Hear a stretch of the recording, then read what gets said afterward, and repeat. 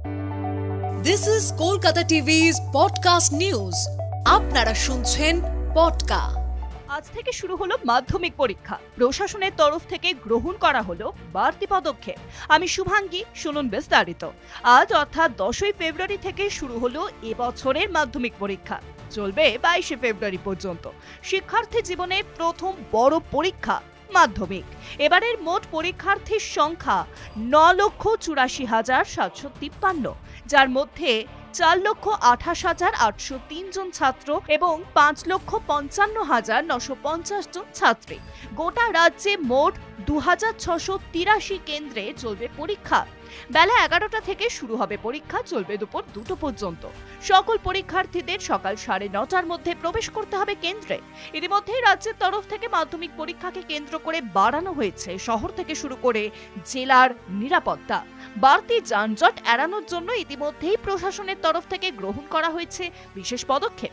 ইতিমধ্যে মুখ্যমন্ত্রী মমতা বন্দ্যোপাধ্যায়ও নির্দেশ দিয়েছেন পরীক্ষার্থীদের সমস্ত রকম ভাবে প্রশাসনিক সহায়তা দিতে হবে। মাধ্যমিক পরীক্ষার্থীদের শুভেচ্ছাও জানিয়েছেন শিক্ষামন্ত্রী ব্রাত্য বসু। পরীক্ষা নিয়ে বহু বিধিনিষেধ লাগু করা হয়েছে। পরীক্ষা কেন্দ্রে কোনো পরীক্ষার্থী ব্যাগ অথবা অন্য কিছু নিয়ে প্রবেশ করতে পারবেন না।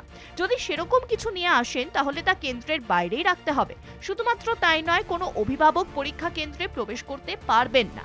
অ্যাডমিট কার্ড আনা বাধ্যতামূলক, তাছাড়া দেওয়া যাবে না পরীক্ষা।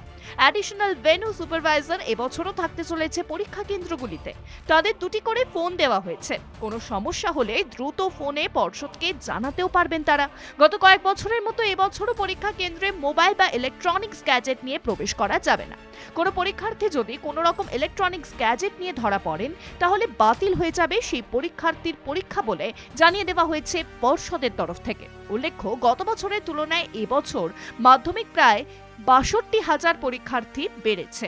আজ রয়েছে ফার্স্ট ল্যাঙ্গুয়েজের পরীক্ষা। পরীক্ষা যাতে সুষ্ঠুভাবে হয় তার জন্য সব রকম ব্যবস্থা গ্রহণ করা হয়েছে মাধ্যমিক পর্ষদ এবং রাজ্য সরকারের তরফ থেকে। শুনুন পডকা, রাত দিন 7 দিন।